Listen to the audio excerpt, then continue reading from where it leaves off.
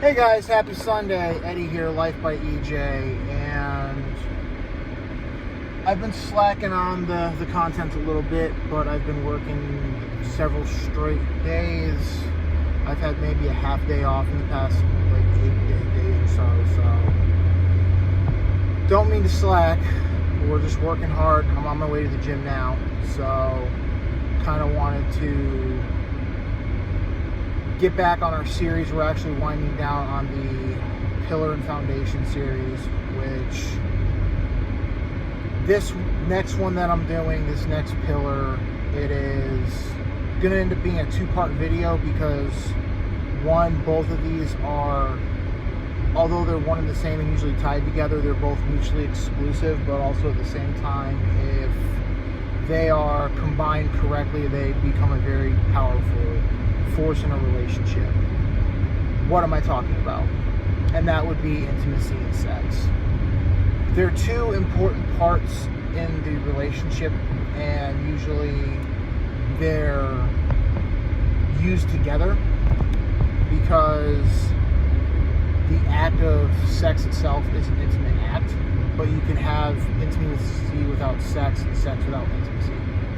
Although you'd rather not have the latter because that is, more of you're in a situation where you have friends with benefits or your lifestyle or whatever the case may be. It's not my business, but for this video we're going to talk about intimacy, what it is, and how you get in your relationship, and then also the negative side of it about how intimacy is weaponized in relationships, which is really bad juju at that point. So the definition of intimacy is a closeness, is a openness with whomever your person is. So how do you get that closeness? How do you get that openness with your partner and have those moments?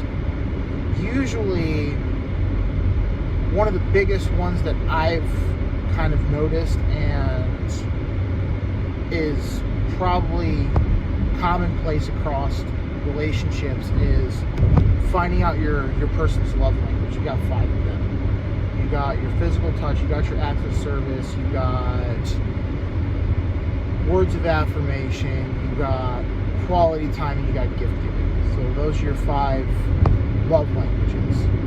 Knowing your person's love language and acting upon that is usually one of the best forms of intimacy that you can give to your person. So, for example, if your person is acts of service, packing their lunch every day, if you have the ability to, especially if you work opposite shifts or you don't go to work later, but just packing your person's lunch, and they're an active service person, that's huge for them.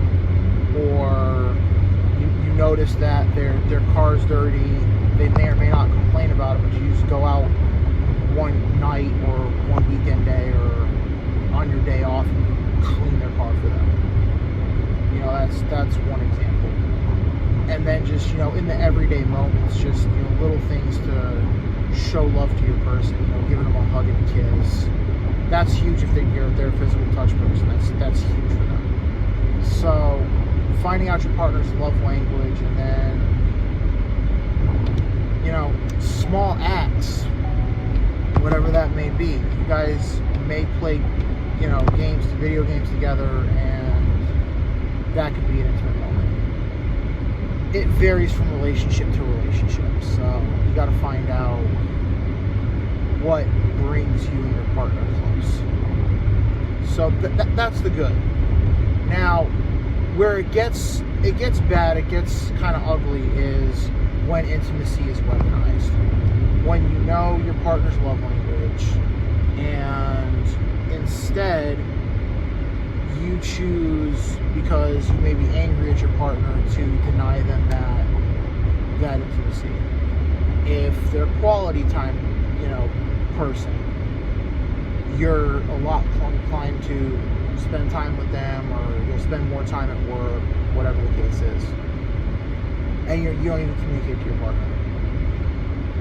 Or if they're a physical touch person and, you know, they want to give you a hug and a kiss before they go off to work or before you go off to work, and they kind of just basically deny you.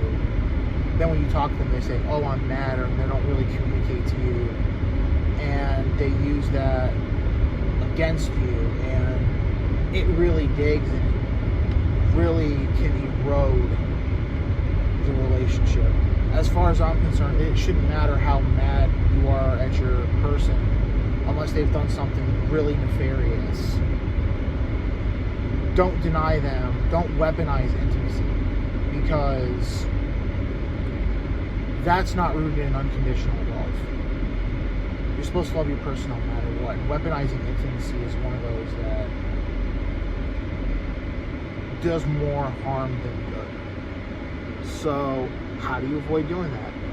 Obviously, if you have a problem, it goes back to the whole communication and respect pillar, where if there's a problem, you'll communicate to them, you'll communicate to them respectfully. Say, hey, I had a problem, you said this, or you did this. I still love you, and I don't want to not do whatever makes you feel closer to me. And hopefully that in that conversation things can be resolved and reconciled, and you don't resort to that. And unfortunately, as men, we get this way too often. We get intimacy, we get sex weaponized against us because we're not doing whatever it is that our persons want us to do. And in that situation, that's pretty much a form of manipulation and control.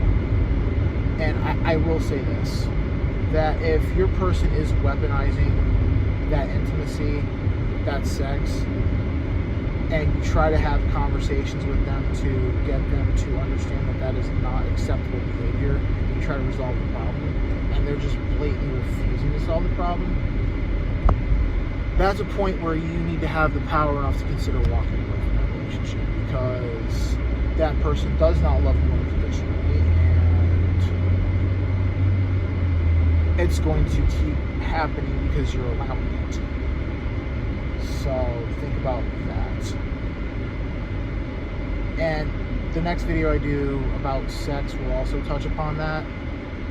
I just picked intimacy because in an ideal situation, you want to build intimacy before you have sex, and in the context of a strong Christian relationship, you don't want to have sex until you're married. Sex is within the confines of marriage, hence the reason for the separation of the two videos out of respect for that group of followers, but also you want to look at it from an ideal situation. So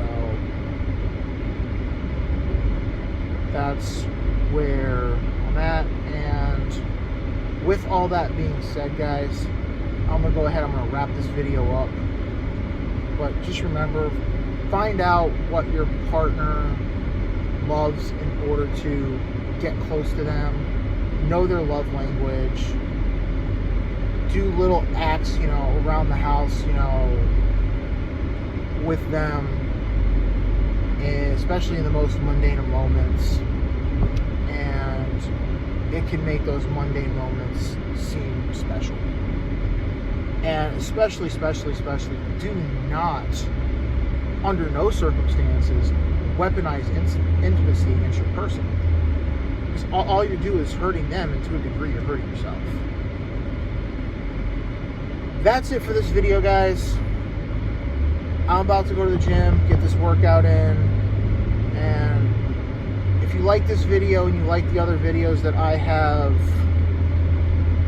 created, go ahead, like, subscribe to this channel, share these videos. Let's get it out there. Until next time, EJ out. Become unstoppable.